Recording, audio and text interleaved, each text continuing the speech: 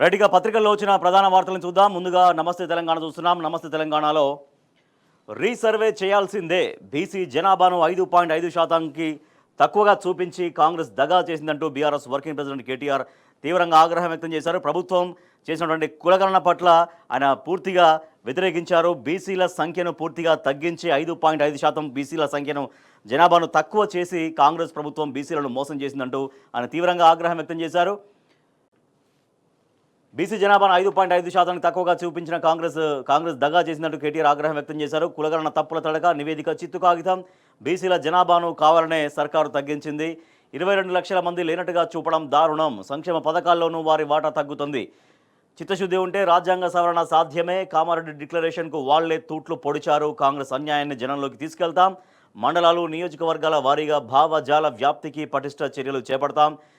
BRS BC నేతలతో సమావేశం తర్వాత మీడియాతో పార్టీ వర్కింగ్ ప్రెసిడెంట్ కేటీఆర్ ఇట్లా దాదాపుగా 22 లక్షల మంది లేనట్టుగా చూపించడంతో సంక్షేమ పథకాలు ఏవైతే ఉన్నాయో కులగణన ఆధారంగా అందాల్సినటువంటి సంక్షేమ పథకాలు 42% రిజర్వేషన్ ఆ తర్వాత కానీ బీసీలకు అందాల్సినటువంటి సంక్షేమ పథకాల విషయంలో కూడా పూర్తిగా అన్యాయం జరుగుతుంది అంటూ ఆయన ఆగ్రహం వ్యక్తం చేశారు. తెలంగాణ భవన్లో ఆదివారం బీసీ కులగణన పైన జరిగినటువంటి సమావేశంలో బీఆర్ఎస్ వర్కింగ్ ప్రెసిడెంట్ కేటీఆర్తో శాసనమండలి ప్రతిపక్ష నేత మధుసూనాచారి, మాజీ మంత్రులు పొన్నాల లక్ష్మయ్య, తలసాని శ్రీనివాస్ యాదవ్, గంగుల కమలాకర్, శ్రీనివాస్ గౌడ్, జోగు రామన్న, ఎమ్మెల్సీ బండా ప్రకాష్, ఎమ్మెల్యేలు ముఠా గోపాల్, వివేకానంద గౌడ్, కాలేరు వెంకటేష్, మాజీ ఎంపీ బడుగుల లింగయ్య యాదవ్, మండలి మాజీ చైర్మన్ స్వామి గౌడ్, నేతలు నారదాసు లక్ష్మణరావు, బాజిరెడ్డి, భగత్, భిక్షమాయ గౌడ్, తుల ఉమా, బాలరాజ్ యాదవ్, రవీందర్ సింగ్, శుభప్రద్ పటేల్, రాకేష్, జాజాల సురేందర్, నన్నపల్లి నరేందర్, కిషోర్ తదితరులు ఇట్లా బీసీ నాయకులందరూ కూడా నిన్న తెలంగాణ భవన్లో సమావేశమయ్యారు. రీసర్వే చేయాల్సిందే అంటూ నిన్న ఆ సమావేశం డిమాండ్ చేసింది. రీసర్వే చేయడం వల్ల ఇప్పటిదాకా ఏవైతే పొరపాట్లు జరిగాయో ఆ పొరపాట్లు జరగకుండా ఈసారి చాలా పటిష్టంగా రీసర్వే చేయాలంటూ డిమాండ్ చేశారు బీఆర్ఎస్ వర్కింగ్ ప్రెసిడెంట్ కేటీఆర్. బీసీల కులగణన చేశాం, బీసీల సంఖ్య తేల్చామని ప్రభుత్వం చాలా గొప్పగా చెప్తుంది. కానీ బీఆర్ఎస్ ప్రతిపక్ష పార్టీ బీఆర్ఎస్తో సహా ఏ బీసీ నాయకులు కూడా ఏ బీసీ సంఘాలు కూడా దీన్ని వెల్కమ్ చేయని పరిస్థితి.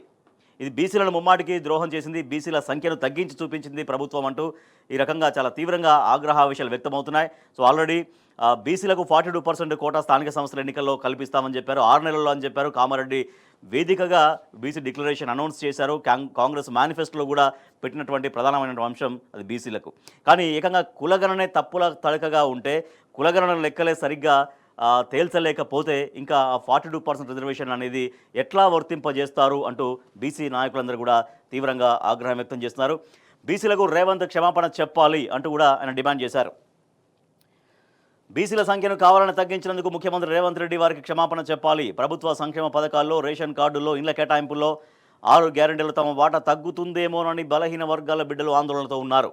శాస్త్రీయంగా మళ్లీ రీసర్వే చేయాలి, సాకులు వెతకడానికి అవకాశం ఇవ్వకుండా సర్కారు చూడాలంటూ బీఆర్ఎస్ వర్కింగ్ ప్రెసిడెంట్ కేటీఆర్ చేసినటువంటి డిమాండ్. బీసీలకు ముఖ్యమంత్రి రేవంత్ రెడ్డి క్షమాపణ చెప్పాలి. ఎందుకంటే బీసీల సంఖ్య తగ్గిపోవడం వల్ల వచ్చేటువంటి సంక్షేమ ఫలితాల విషయంలో రిజర్వేషన్ల మాట అంటే 42% కోటా కంటే కాసేపు అటు ఉంచితే ఇక ఏవైతే సంక్షేమ పథకాలు పొందుతున్నారో ఆ సంక్షేమ పథకాల్లో కూడా కోత పడుతుందేమో, ఆ సంక్షేమ పథకాలు కూడా మాకు అందవేమో అన్నటువంటి అనుమానాలు, భయాందోళనలు బీసీల్లో వ్యక్తమవుతుంది. కాబట్టి రీసర్వే ఖచ్చితంగా చేయాల్సిందే, బీసీలకు ముఖ్యమంత్రి రేవంత్ రెడ్డి క్షమాపణ చెప్పాల్సిందే అంటూ కేటీఆర్ డిమాండ్ చేస్తున్నారు. సో ఇంకా సమగ్రంగా మనం లోపల పేజీలో కూడా చూద్దాం. బీసీ జనాభా తగ్గలేదు, మీరే పేర్లు ఎక్కించుకోలే. సర్వే జరిగేటప్పుడు ఎక్కడున్నారు, ఇప్పుడు వచ్చి మాట్లాడుతున్నారా? సర్వే లెక్కలపై సర్కారు వితండవాదం చేస్తోంది, కుల సంఘాలపైన ఎదురుదాడి చేస్తోంది, నిబంధనల మేరకే చేశామంటూ దాటవేస్తోంది తప్పుపడుతున్నటువంటి బీసీ నేతలు. అది బీసీల సంఖ్య తగ్గినటువంటి విషయంలో ప్రభుత్వం నుంచి వస్తున్నటువంటి ఒక వింత వాదన చేస్తోంది. మీరే పేర్లు ఎక్కించుకోలేదు, మేము శాస్త్రీయంగానే చేశామని. అంటే ఎవరో ఒకరు వ్యతిరేకిస్తున్నారంటే అది దానికి అర్థం ఉండొచ్చు. కానీ మొత్తం టోటల్గా అందరూ బీసీ సమాజం మొత్తం వ్యతిరేకిస్తుంది, బీసీ ముఖ్య నాయకులందరూ వ్యతిరేకిస్తున్నారు, బీసీ సంఘాలందరూ కూడా వ్యతిరేకిస్తున్న తర్వాత ఇంకా ప్రభుత్వం ఏ రకంగా సమర్థించుకుంటుందో అర్థం కానటువంటి పరిస్థితి. బీసీ జనాభా ఏమీ తగ్గలేదు, బీసీలే కావాలని సర్వేలో పేర్లు ఎక్కించుకోలేదు, సర్వే జరిగేటప్పుడు ఎక్కడికి పోయినరు, తీరా ఇప్పుడు వచ్చి అడుగుతున్నారు. ఇది అసమగ్ర సర్వే నివేదికపై ప్రశ్నిస్తున్నటువంటి బీసీ సంఘాల నేతలకు, మేధావులకు ప్రభుత్వ పెద్దల దబాయింపు. సర్వే సమయంలో మాట్లాడలేదేమంటూ బీసీ నేతలనే సర్కారు నిందిస్తోంది. తప్పులు ఎత్తి చూపితే వాటిని సరిదిద్దుకోకుండా ఎదురుదాడికి దిగడం ఏమిటంటూ ప్రభుత్వంపై కుల సంఘాలు నిప్పులు చెరుగుతున్నాయి. సర్వే గణాంకాలపైన ప్రభుత్వ పెద్దలు వివిధ వేదికలపైన ఒక్కొక్క తీరుగా ఎదురుదాడికి దిగుతున్నారు. గతంలో ఎలాంటి సర్వే నివేదికలు ప్రామాణికమైన బీసీ గణాంకాలు లేవని, ప్రస్తుత సర్వే లెక్కలే ఖచ్చితమైనవని అంటూ ప్రభుత్వ పెద్దలు దబాయిస్తారు. జాతీయ సర్వే నివేదికలు ఇతర ప్రభుత్వ అధికారిక డేటా కన్నా రాష్ట్ర జనాభా ప్రస్తుతం దాదాపు 60 లక్షలకు పైగా తగ్గిందని బీసీ ప్రతినిధులు అడిగితే రాష్ట్ర జనాభా వృద్ధి రేటు తగ్గిందంటూ దాటవేసినటువంటి పరిస్థితి. ఇట్లా ప్రభుత్వం చేసినటువంటి లెక్కల పట్ల తీవ్రంగా అభ్యంతరాలు, ఆగ్రహాలు కూడా వ్యక్తమవుతున్నాయి. బడుగులు సలసల మసిలిపోతున్నటువంటి పరిస్థితి. కులగణన సర్వేతో కాంగ్రెస్ ప్రభుత్వం బలహీన వర్గాల గొంతు కోసింది. దీన్ని ఏ బీసీ బిడ్డ ఒప్పుకోరని అసెంబ్లీలో స్పష్టం చేశాం. కాంగ్రెస్ ప్రభుత్వంలో బీసీలకు జరుగుతున్న అన్యాయంపైన సోమవారం నుంచి అంటే ఇవాళ నుంచి నియోజకవర్గాల వారీగా, మండలాల వారీగా, జిల్లా కేంద్రాల వారీగా భావజాల వ్యాప్తిని ప్రారంభిస్తాం, ప్రజలను జాగృతం చేస్తామంటూ కేటీఆర్ నిన్న వెల్లడించారు. పొలిమేరల దాకా తరిమి కొట్టాలంటూ మధుసూదనాచారి పేర్కొన్నారు. స్థానిక సంస్థల ఎన్నికల్లో బీసీలకు 42% రిజర్వేషన్ కల్పించిన తర్వాతే ఎన్నికలకు వెళ్లాలి అంటూ శాసనమండలిలో బీఆర్ఎస్ పక్ష నేత మధుసూదనాచారి ప్రభుత్వాన్ని డిమాండ్ చేశారు. లేని పక్షంలో ఊళ్లలోకి వచ్చే కాంగ్రెస్ నేతలను గ్రామ పొలిమేరల దాకా తరిమి కొట్టాలని ఆయన పిలుపునిచ్చారు. 42% రిజర్వేషన్లు ఇవ్వాల్సిందే అంటూ మాజీ మంత్రి తలసాని శ్రీనివాస్ యాదవ్ డిమాండ్ చేశారు. చట్టబద్ధంగా బీసీలకు 42% రిజర్వేషన్లు అమలు చేయాలంటూ ఆయన ప్రభుత్వాన్ని డిమాండ్ చేశారు. మోడీ బీసీగా మార్చుకున్నారంటూ శ్రీనివాస్ గౌడ్ పేర్కొన్నారు. ప్రధానమంత్రి మోడీ పుట్టుకతోనే ఓసీ అని, తమ వర్గాన్ని బీసీలో కలపాలని 30 ఏళ్లు పోరాటం చేశారంటూ మాజీ మంత్రి శ్రీనివాస్ గౌడ్ గుర్తు చేశారు. రీసర్వే చేయాలి అంటూ స్వామి గౌడ్ డిమాండ్ చేశారు. ఎస్సీ ఎస్టీలతో పాటు వెనుకబడిన బీసీలకు కూడా రిజర్వేషన్లు ఇవ్వాలని డాక్టర్ అంబేద్కర్ కోరారని మాజీ చైర్మన్ శాసనమండలి మాజీ చైర్మన్ స్వామి గౌడ్ డిమాండ్ చేస్తున్నారు. ఓట్లు మావి, సీట్లు మీకా అంటూ ఎంపీ వద్దిరాజు రవిచంద్ర ప్రశ్నిస్తున్నారు. వెనుకబడిన వర్గాల ఓట్లతో గెలిచి అగ్రకులాల వారు సీట్లు పొందడంపైన రాజ్యసభ సభ్యుడు వద్దిరాజు రవిచంద్ర తీవ్ర ఆగ్రహం వ్యక్తం చేశారు. ఇట్లా నిన్న బీసీ నాయకులందరూ కూడా ఏకకంఠంతో రీసర్వేకు డిమాండ్ చేశారు.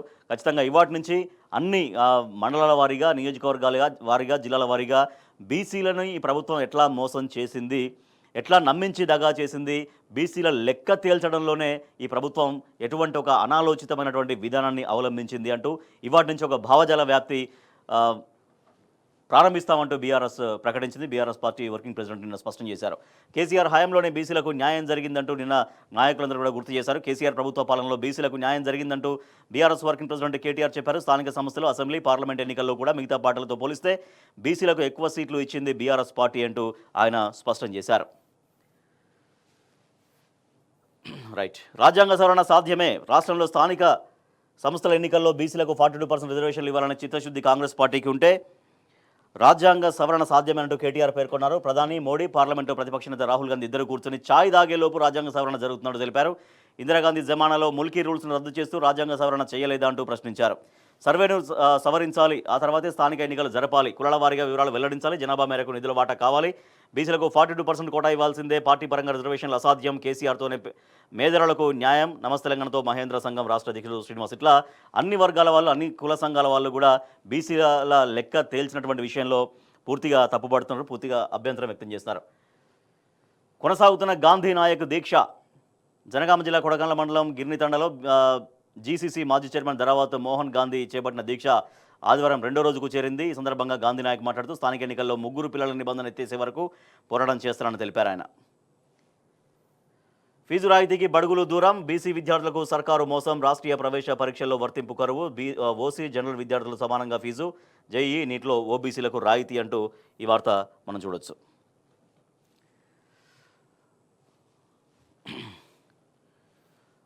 రైట్. ఇక మరొక వార్త చూస్తే, ఇందాక మనం చూసినట్టుగా బీసీ జనాభా తగ్గలేదు, మీరే పేర్లు ఎక్కించుకోలేదంటే ప్రభుత్వం దబాయిస్తున్నటువంటి వార్త ఒకటి చూస్తే, మరొక వార్త మనం చూస్తున్నాం.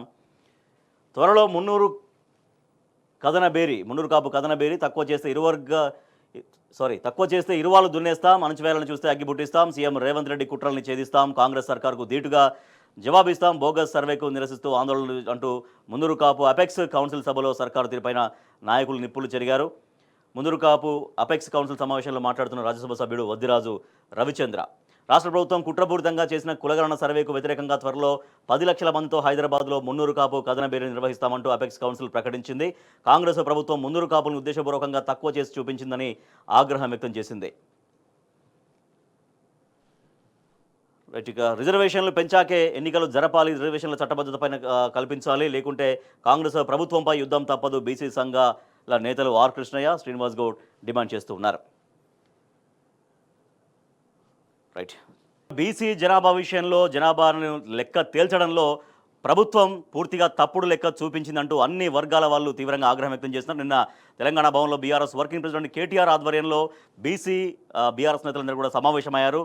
రీసర్వే చేయాల్సిందే అంటూ డిమాండ్ చేస్తున్నారు. మరోపక్క అన్ని కులాల వాళ్ళు కూడా తమ సంఖ్యను తగ్గించి చూపించారంటూ ఆగ్రహం వ్యక్తం చేస్తున్నారు. అదే మనం చూస్తున్నాం. మున్నూరు కాపుల సంఖ్య కూడా పూర్తిగా తగ్గించి చూపించారంటూ ఎంపీ వద్దిరాజు రవిచంద్ర పేర్కొన్నారు. కుట్రల్ని తిప్పి కొట్టాల్సిన సమయం ఇదే అంటూ ఆయన పిలుపునిచ్చారు. కాంగ్రెస్ ప్రభుత్వం ఉద్దేశపూర్వకంగా మున్నూరు కాపుల సంఖ్యను తక్కువ చేసి చూపించిందంటూ రాజ్యసభ సభ్యులు మున్నూరు కాపు సంఘం గౌరవ అధ్యక్షుడు వద్దిరాజు రవిచంద్ర ధ్వజమెత్తారు. రాజకీయాలకు అతీతంగా ఒకే వేదికపైకి వచ్చి పోరాటాలు చేయాలంటూ ఆయన పిలుపునిచ్చారు. సీఎం రేవంత్ రెడ్డి లేదా కాంగ్రెస్ ప్రభుత్వం ఉద్దేశపూర్వకంగా కుట్రలు చేస్తే ఐక్యతతో పోరాటం చేస్తామంటూ ఆయన పేర్కొన్నారు. సో వివిధ పార్టీలకు సంబంధించినటువంటి మున్నూరు కాపు నాయకులు కూడా మనం ఇక్కడ చూస్తున్నాం. రైట్, మరొక వార్త చూస్తే నేడు కోస్గిలో రైతు నిరసన దీక్ష హాజరు కానున్న బీఆర్ఎస్ వర్కింగ్ ప్రెసిడెంట్ కేటీఆర్. పథకాల అమల్లో రేవంత్ సర్కార్ పూర్తిగా వైఫల్యం చెందింది. దీక్షకు రైతులు బీఆర్ఎస్ శ్రేణులు భారీగా తరలి రావాలి. కొడంగల్ మాజీ ఎమ్మెల్యే పట్నం నరేందర్ రెడ్డి పిలుపు. కోస్గిలో సభ ఏర్పాట్లు పరిశీలిస్తూ కార్యకర్తలతో ఆయన మాట్లాడుతున్నటువంటి మాజీ ఎమ్మెల్యే పట్నం నరేందర్ రెడ్డి. సో ఇవాళ కోస్గిలో రైతు నిరసన దీక్ష తీసుకుంది BRS party working president KTR అక్కడ హాజరు కాబోతున్నారు. రైతులని ప్రభుత్వం ఎట్లా దగా చేసింది, రైతులకు అనేక హామీలు ఎట్లా ఇచ్చింది, ఆ హామీలు ఎట్లా విస్మరించుకుంటూ వచ్చింది. ఆల్రెడీ మనం నల్గొండలో సేమ్ ఇదేగా రైతు దీక్ష ఇటీవల కూడా చేసింది BRS party working president KTR ఆధ్వర్యంలో. సో అది చాలా గ్రాండ్ సక్సెస్ అయిన నేపథ్యంలో అటువంటి రైతు నిరసన దీక్ష మళ్ళీ ఇవాళ కోస్గిలో తలపెట్టింది. రైతుల్ని ప్రభుత్వం ముమ్మాటికి మోసం చేసింది, రైతు భరోసా విషయంలో మోసం చేసింది, ఏకంగా హామీకే కొర్రిబెట్టింది. ఇచ్చేటువంటి సంఖ్య తగ్గించడం కంటే కూడా ఏవైతే హామీ ఇచ్చారో 15,000 ఇస్తామని ఆ ప్రధానమైనటువంటి హామీకే కోతబెట్టి అది 12,000కు మాత్రమే పరిమితం చేయడం పట్ల ఇప్పటికే రైతాంగం ఆగ్రహం వ్యక్తం చేస్తోంది. పోనీ ఆ 12,000 అయినా కూడా అందరికీ పడుతుందా అంటే అది లేనటువంటి పరిస్థితి. సో ఆ రైతు భరోసా విషయంలో ఎట్లా మోసం చేసింది, రైతు రుణమాఫీ విషయంలో ఎట్లా మోసం చేసింది, ఇవాళ రాష్ట్ర రైతాంగం ఆత్మహత్యలే శరణ్యం అనుకున్నటువంటి ఒక దీన స్థితి ఎట్లా వచ్చింది. రైతుల ఆత్మహత్యలు ఇప్పటికే రోజుకు ఒకరు చొప్పున సగటున దాదాపుగా 420 రోజుల్లో రోజుకొకరు చొప్పున ఎక్కడో ఒక చోట ఎవరో ఒకరు రైతులు ఆత్మహత్య చేసుకుంటున్నటువంటి ఒక దుస్థితి తెలంగాణలో కనిపిస్తుంది. సో వీటన్నింటినీ ఎండగట్టేందుకు, వీటన్నింటి గురించి ప్రభుత్వాన్ని ప్రశ్నించేందుకు ఇవాళ కోస్గిలో రైతు నిరసన దీక్ష చేపట్టబోతోంది బీఆర్ఎస్. రైట్, మరోపక్క రైతాంగం తీవ్రంగా సాగునీళ్ళ కోసం కూడా ఎదురు చూస్తున్న పరిస్థితి. సో సాగునీళ్ళు లేక పొలాలు ఎండిపోతున్నటువంటి పరిస్థితి. ఫోటో మనం చూస్తున్నాం. నీరందక నెర్రెలు. జనగామ జిల్లా పాలకుర్తికి చెందిన చెవ్వ సోమయ్య 2 ఎకరాల పొలం సాగునీళ్ళందక ఇట్లా నెర్రలు బాసినటువంటి పరిస్థితి. 10 ఏళ్ళు సాగునీటికి ఏ ఇబ్బంది లేకుండా సాగిపోయిందని, ఇప్పుడు నీటి గోస తప్పట్లేదని సోమయ్య కన్నీళ్లు పెట్టుకుంటున్నాడు. నిరుడు ఓ బోరు 350 ఫీట్లు వేయగా ఈ ఏడాది మరో బోరు 550 ఫీట్ల వరకు వేశాడు. రెండింటిలోనూ నీళ్లు పడలేదు. కళ్ల ముందే పంట ఎండిపోతుందంటూ ఆ రైతు కన్నీరు మున్నీరవుతున్నాడు. ఇది ముమ్మాటికి ప్రభుత్వ వైఫల్యంగా చెప్పొచ్చు. ఎందుకంటే సకాలంలో సాగునీళ్లు అందించే పరిస్థితి ఉంటే, ఆ వ్యవస్థ ఉంటే, ఆ యంత్రాంగం ఉంటే ఇట్లా పొలాలు ఎండిపోయేటువంటి పరిస్థితి ఉండదు. సో సాగునీటిలో అందించకపోవడంతో ఆ నీళ్లు అంటే ఇంకా భూగర్భ జలాలు అనేవి మెల్లగా అడుగంటిపోతుంటాయి కాబట్టి, ఆల్రెడీ ఎండాకాలం స్టార్ట్ అయింది కాబట్టి, సో ఇట్లా సాగునీళ్ళు అందితే సకాలంలో సాగునీళ్ళు అందితే దానివల్ల అట్లీస్ట్ భూగర్భ జలాలను కూడా పెరుగుతుంటాయి, ఒక పక్క సాగునీరు అందుతుంది. అట్లా లేక బోర్లు ఎన్ని వందల ఫీట్ల లోతుల బోరు వేసినా కూడా నీళ్లు పడని పరిస్థితితోటి ఇట్లా పొలాలు ఎండిపోతున్నటువంటి పరిస్థితి చూస్తున్నాం. భరోసాకు మళ్ళీ బ్రేక్. 26న ఓసారి, 5న మరోసారి. నెక్స్ట్ ఎప్పుడో. ఎకరం వరకు పెట్టుబడి సాయం పంపిణీ చేసినట్టు ప్రభుత్వం ప్రకటన. ఎకరం వరకు ఎంతమందికి ఇచ్చారో నేటికి తెలియని పరిస్థితి. మిగతా వారికి ఎప్పుడు ఇస్తారో స్పష్టత కరువు. సర్కారు తీరుపై రైతులు ఆగ్రహం వ్యక్తం చేస్తున్నారు. ఇవ్వాల్సిన మొత్తం 8,400 కోట్లు. ఇప్పటివరకు ఇచ్చింది కేవలం 1,126 కోట్లు మాత్రమే. ఇది రైతు భరోసా రైతులకు అందుతున్నటువంటి తీరు. సో మళ్ళీ ఇప్పుడు రైతు భరోసాకి బ్రేక్ పడిన పరిస్థితి. యాసంగి సీజన్ రైతు భరోసా మళ్ళీ ఆగిపోయింది. గత నెల 26న పైలట్ ప్రాజెక్టు గ్రామాల్లో కొంతమంది రైతులకు రైతు భరోసా జమ చేసిన సర్కార్ ఆ తర్వాత 10 రోజులకు అంటే నెల 5న ఎకరం భూమి ఉన్న రైతులకు ఇచ్చినట్టు ప్రకటించింది. తర్వాత మళ్ళీ నిలిపివేసింది. 6వ తేదీన 2 ఎకరాల రైతులకు రైతు భరోసా అందాలి. కానీ 5 రోజులు గడుస్తున్న రైతుల ఖాతాల్లో పైసా జమ కాలేదు. 26 జనవరి రోజు ఈ పథకాన్ని రైతు భరోసా ప్రారంభించారు. ఆ రోజు కేవలం మండలానికి ఒక గ్రామం మాత్రమే ఎంచుకున్నారు. ఆ ఒక గ్రామంలోని రైతులకు మాత్రమే పడ్డాయి. సో తర్వాత ఆ ప్రొసీజర్ అనేది కొనసాగింది. 5వ తారీఖు వరకు ఎకరం లోపు మేము వేసాము అనేది ప్రభుత్వం నుంచి వచ్చినటువంటి ప్రకటన.